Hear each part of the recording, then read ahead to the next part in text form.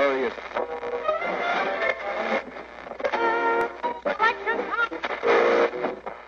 Fake records. 1 2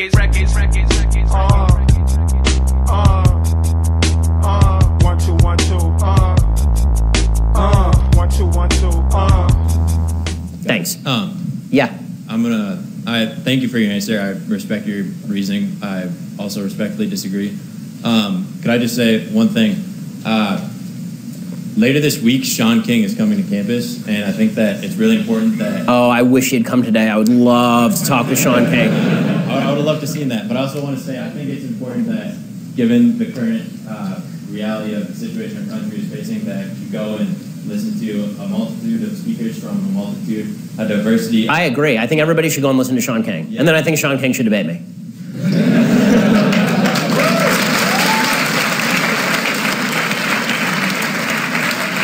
Ask you, who or what is God to you? Who or what is God to me? Yes, and what role, if any, does that play? God's my man. I mean, so you know, it's the creator of the universe, the master of heaven and earth. You know, who is God to me? God is, you know, as an Orthodox Jew, I believe that God provided us a moral foundation in the Bible, and that moral foundation is, if you live by that moral foundation, you will live a happier, better life, freer of sin. You know, I think that God provides the idea of an objective moral standard that immediately begins to crumble as soon as you get to a subjective idea that everybody can create their own morality. So that's I think, the role of God in society. You know, as far as what is God to me personally, you know, all I can say is that I don't believe in God, I know in God. You know, I don't just have faith in God, I have trust in God. And so that may not end up well for me, because it doesn't always end up well for people with faith. But, you know, I think that you know, not recognizing God's providence over the universe for me particularly would be an act of tremendous ingratitude. My question about your statistics on rape culture, don't you think that maybe a lot of women who experience this don't want to come forward? And if you don't mind me giving an example, you're Jewish, so you know Long Island, New York. There was a case in Long Island, New York, where there was a pediatrician who... No, seriously, there's a... No, I'm waiting to hear the case. Not everyone in Long Island is Jewish.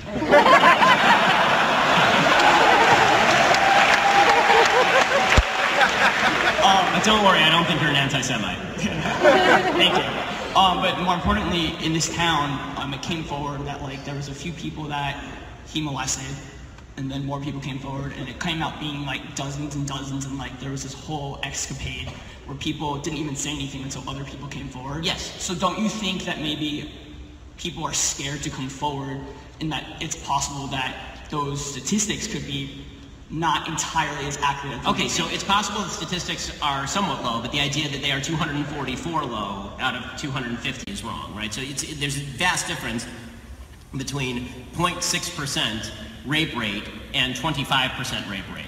So yes, if you're asking, are there women, are there men who are raped, who are intimidated about coming forward, of course that's true. And of course we need to make it easier for people to come forward and report rape.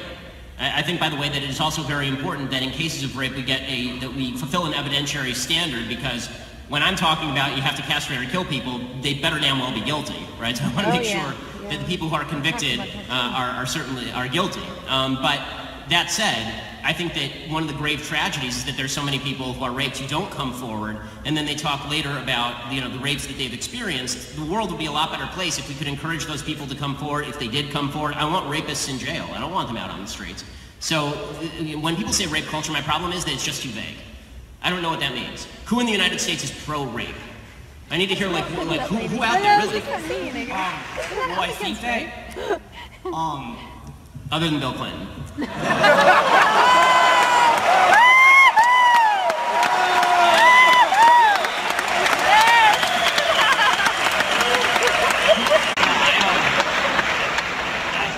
There's a lot of, wouldn't you say though that, I mean, we're on college campus, I see a lot when I'm out, guys taking advantage of girls. I don't think they're thinking, let me go rape this girl, but couldn't you say that there's a very close narrative between... I think there's an irresponsibility culture. I'm not sure that there's a rape culture. Okay. And what I mean by that is that, what you're talking about, first of all, if there is a culture, again, I don't know who's out there saying rape is good.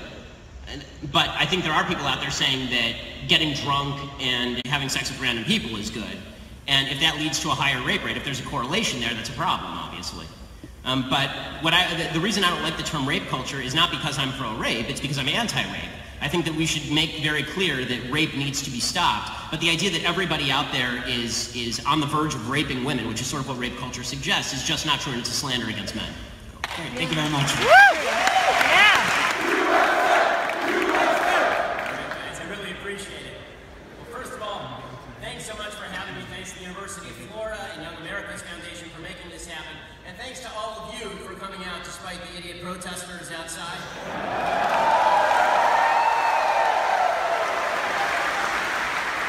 It looked like you had to grade about 15 of them in a combined IQ of 43.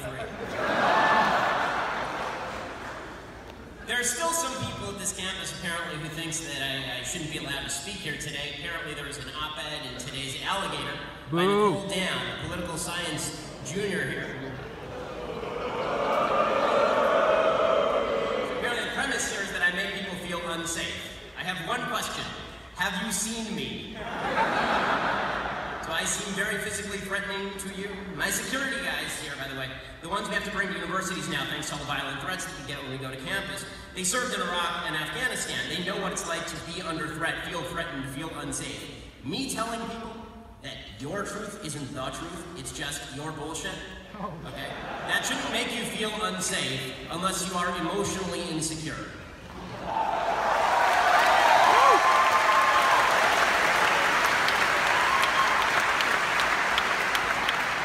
So what do I do to make people feel unsafe? Well, apparently I'm responsible for a dramatic rise in anti-Muslim hate crimes in the United States. Never mind that, according to this columnist, she can't cite a single instance of me okaying violence against Americans of any sort. Apparently I make people feel unsafe because one time on CNN Headline News, I misgendered a transgender person named Zoe Tur, formerly Bob Tur, except for how misgendering is a bunch of crap, and Zoe Tur is a biological man, which was the entire debate.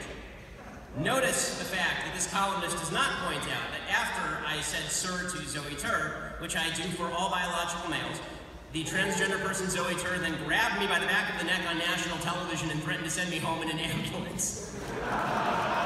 By the way, my first thought when that happened was that doesn't even make sense. You don't go home in an ambulance.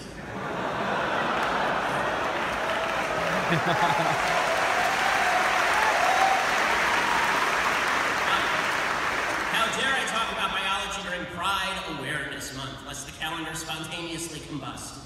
What else have I done that's so deeply wrong? Well, apparently, I've said that Black Lives Matter is a threat to Black lives, because it is. Because they call for less cops in dangerous neighborhoods, which puts more innocent people at risk. Apparently, it's also bad that I said that Michael Brown's killing was fully justified. You know who agrees with me? Eric Holder and Barack Obama's Department of Justice. My favorite line from Miss Dan or Mr. Dan, I really don't want to misgender this person. I've never met them, so I don't know what their subjective sense of their own sex is. My favorite line was, quote, "There's no room for dialogue when someone believes that a group doesn't have a right to exist and there is no basis of respect." Now notice something, I'm not calling for Nicole Dan to be banned.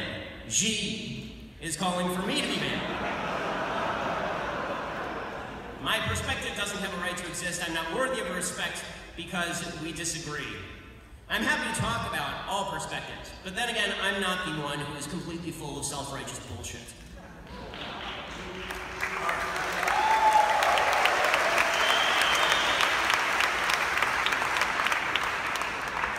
So, I want to start talking about the philosophy that now dominates on campus. This, of course, is the philosophy of intersectionality. It suggests that you have more value depending on your identity. Not based on your perspective, not based on the virtue that you add to the world, but based on your identity, you know, as a member of a victim group.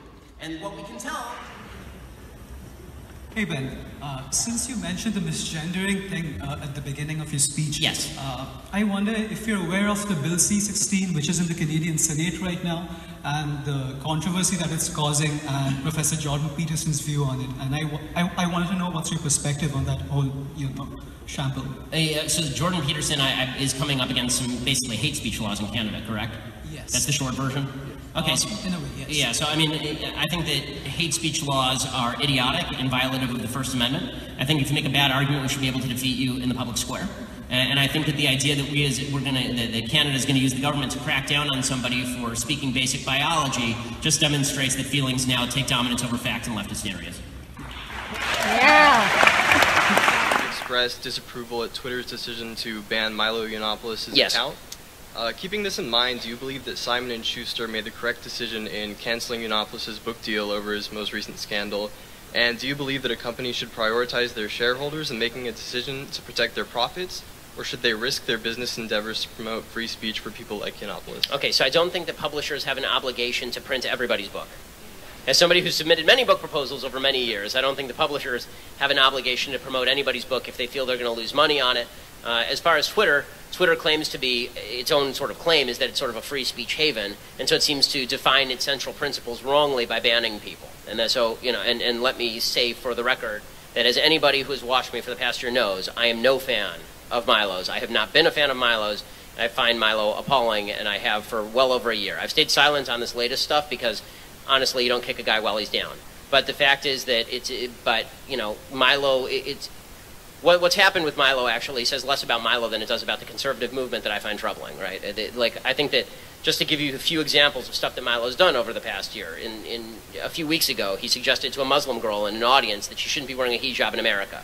As a guy who wears a funny hat every day of the week, I think that's awful, right? Milo's somebody who said that he called a Jewish journalist from BuzzFeed a thick as, what was it? It was a typical example of a sort of thick as pig shit media Jew.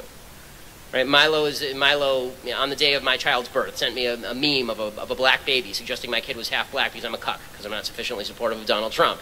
He's talked about how the alt-right is this wondrous milieu of intellectual decency and honesty, full of brilliant people, while openly acknowledging that the alt-right actually says that Western civilization and ethnicity are inherently connected. Right? He did all of this before all this stuff came down. So my only disappointment on all of this stuff is that, you know, I think that conservatives should have said this is all bad stuff a long time ago. I don't think that it should have taken tape of Yiannopoulos saying that 30-year-olds having sex with 13-year-olds is great in order for people to say this was not great stuff. So if the only standard on the right is we'll accept anyone who pisses off the left, our only standard is you can't say that it's good for 30-year-olds to have sex with 13-year-olds, I think we can have a little bit higher standards. Thank you. The North has a very flattering view of itself. I mean, if you look at actually living patterns and where demographics live, the fact is, like Boston, significantly more segregated than most parts of Mississippi. But sorry, go ahead. So your question was? My question is that they were enslaved and they're still. Yes, of course. Still is the question, right? So I've never denied, and I would never deny, because it would be idiotic, that blacks have been historically discriminated against in America in an unbelievable way, from slavery to Jim Crow. Of course, that's true. Jim Crow was ended in the 1960s. The Civil Rights Act was passed in 1964. Last time I checked the calendar, it's now 2016. So it's been quite a while. And the fact is that the poverty rate in the black community was alleviating much more quickly before the rise of the Great Society, during Jim Crow actually, than it has since then. To take another example, as I said, the single greatest indicator of intergenerational poverty is single motherhood. The increased rate of single motherhood is certainly not due to discrimination. And the proof of that is that during Jim Crow, the actual single motherhood rate in the black community was 20%. Today it's in excess of 70%. What happened? Are people more racist now than they were back in 1960? Of course not. So you have to look to other factors for why people are behaving the way they are. So are there people who still suffer the after effects of historic discrimination? I think sure. I mean, the fact that if you don't have wealth from your grandfather because your grandfather couldn't be wealthy because he was a sharecropper in Alabama, yeah, of course. But that goes back to the earlier question, which is, what can government do? What is government capable of doing without violating somebody else's rights? And the answer is not very much, other than guarantee that I don't get in your way. And the beautiful thing about America now is that nobody gives a crap about you, nobody gives a crap about anybody, and that's actually a good thing. Like, I don't think that I don't spend my nights trying to determine how I can keep people down. And nobody really in America does very much.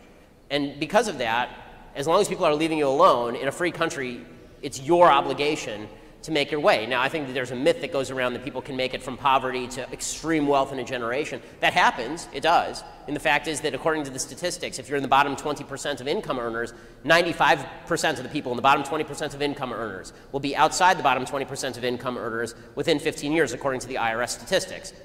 That said, it's, rising to wealth as a family unit, for example, usually takes multiple generations. I mean, most of our great-grandparents, when they came here, were dirt poor, and now most of the people in this room are probably not, right? And so the fact that there is a delay in that process for a lot of black folks is tragic and horrible, but it doesn't mean there's a shortcut, not in a free country. All I can say is this: the easiest way to avoid a run-in with the cops is not to have a run-in with the cops. Okay. Meaning that, meaning that, as a general rule, virtually every immigrant community to the United States, I'll take as an example, virtually every immigrant community to the United States originally had lots of problems with the cops. The Jewish community early in the 20th century had a lot of problems with the cops in New York. The Italian community had lots of problems with the cops. The Irish community, the German community, the Hispanic community, virtually all of them, when they came to the United States, had the Asian community had significant problems with the cops. As crime rates decline in those communities, it turns out that the problems with the cops tend to disappear. And so the easiest way to get rid of a lot of these problems is not to put all the onus on the cops, but to say, okay, the cops are human. They're going to make some bad mistakes, and we need to prosecute them if they do something really terrible, obviously. But if you really want to tackle this thing on a systemic level, crime rates have to go down. Future of the media. And the reason I think that is because I think that the climate is getting more personalized. You can pick the person you choose to get news from. So you can listen to me, and if you find me honest, you can tune in. It's not restricted to 3 or 4 networks or 3 or 4 newspapers. It's anything that you choose. And I think the numbers bear that out. I mean, thank God we've been incredibly successful. When we first started the podcast a year and a half, well, we were at episode 250. So when we first started the podcast a little bit over a year and a half ago, it was, we had 3,000 listeners on it. Today we have almost 400,000 people who listen to it every day. So that's a tremendous growth, and I think that's because people, particularly young people, and everybody who listens is young, because all of the people who are over 60 still have to ask me how to fix their phone when we meet. So yeah, I think that there will be a flourishing of independent commentators, and you are seeing that. I think that a lot of that's going to depend what type of commentators those are. That's going to depend on whether people actually have a hunger for truth or whether they have a hunger for stuff they agree with. And I'm seeing evidence both ways. Right? I'm seeing like Breitbart's traffic has exploded. Their traffic is enormous, and good for them. But Breitbart is an organ of the Trump administration. Okay, Breitbart is a very pro-Trump outlet, and they were when I was working there, which is one of the reasons I left. So people should take that into account, and if they want that, that's great. Enjoy. And the same way, the left, a lot of the left likes Huffington Post. I prefer my commentary with a grain of salt, meaning I like when people acknowledge their biases up front, and then they try to put those biases aside to do their analysis. So, that's why I try to do what I'm doing. But I think that that's going to depend on the market, because it's a free news market, and the people in news are going to cater to wherever the market is. Buy everywhere, but yeah, exactly. We'll choose that's exactly right. who we like. Thank you very much. Thanks so much.